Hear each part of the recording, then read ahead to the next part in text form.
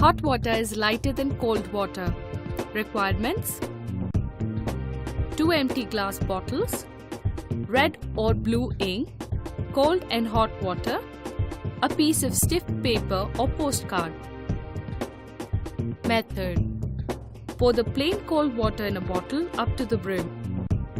Pour a little blue or red ink in the second bottle and fill it up to the brim with hot water. Place the stiff paper over the mouth of the first bottle containing cold water and invert it carefully over the one containing hot water.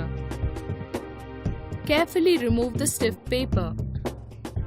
When the water in the two bottles come in contact, the colored hot water from the lower bottle moves upward, and simultaneously, the plain cold water from the upper bottle starts pushing downwards into the lower bottle.